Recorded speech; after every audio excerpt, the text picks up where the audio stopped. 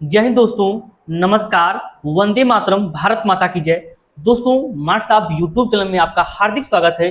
दोस्तों, जैसा कि आप जानते हैं, सुप्रीम कोर्ट के द्वारा सभी शिक्षकों को टीईटी की परीक्षा को पास करना अनिवार्य कर दिया गया है। ज्यों ही यह अनिवार्यता लागू हुई, पूरा बेसिक विभाग गम में डूब गया, क्योंकि इससे 20 लाख शिक्षक पूरे देश में प्रभावित हैं। उत्तर प्रदेश में लगभग 2 से 2.5 लाख शिक्षक इससे प्रभावित हैं। इसको लेकर के विभिन्न शिक्षक संगठन एवं विभिन्न लोगों के द्वारा विभिन्न लोगों को ज्ञापन दिया गया।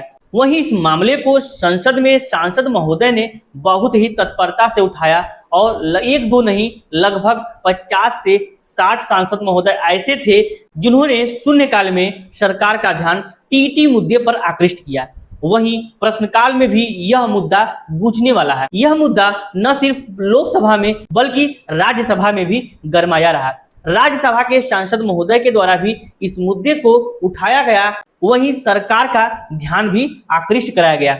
इसको देखते हुए सभी शिक्षक संगठनों ने आज दिल्ली में वृहद प्रदर्शन का भी आयोजन किया है। वहीं इसको लेकर के एमएलसी देवेंद्र जी के नेतृत्व में सभी शिक्षकों ने देश के शिक्षा मंत्री माननीय धर्मेंद्र प्रधान जी से मुलाकात करके अपनी समस्याओं को अवगत कराया है। इस समस्या को अवगत कराते ही धर्मेंद्र प्रधान जी का सकारात्मक रुख रहा। उन्होंने आश्वासन दिया कि शिक्षक के हित में कार्य हो रहे हैं और शिक्षक हित में यह सरकार सदैव कार्य करेगी। सभी शिक्षकों को चिंता करने की कोई जरूरत नहीं है। जो भी इस सरकार से हो सकेगा, सभी शिक्षकों का टीईटी के मुद्दे पर मदद किया जाएगा। दोस्तों, ऐसा आश्वासन मिलते ही सभी शिक्षक गदगद हो गए। वहीं आप जानते हैं कि पीएमओ कार्यालय ने भी इस मुद्दे को रिपोर्ट तलब किया है शिक्षा मंत्रालय से। वहीं इस मुद्दे पर इस संसद के सत्र में हो सकता है कोई ऐसे कानून आ जाएं जो सभी शिक्षकों के हित में हो, और यदि इस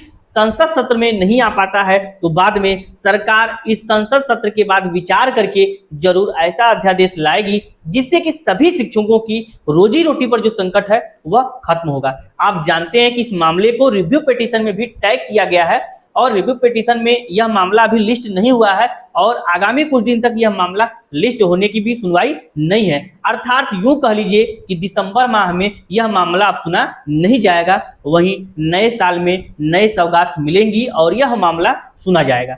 वहीं इसको लेकर के माननीय सुप्रीम कोर्ट में एक और मामला लगा है, स्टेट ऑफ त्रिपुरा वर्सेस सदल देव का, जिसमें विगत दिनों भी सुनवाई हुई थी, जिसमें त्रिपुरा सरकार को रिजवाइंडर लगाना था, प्रत्युत्तर लगाना था। पिछली सुनवाई तक त्रिपुरा सरकार के द्वारा कोई रिजवाइंडर दाखिल नहीं किया गया था, जिसके बाद माननीय सुप्रीम कोर्ट ने त्रिपुरा सरकार को 21 दिन का समय दिया कि आप इन 21 दिन में रिजवाइंडर दाखिल करके इस मुद्दे को क्लियर करिए।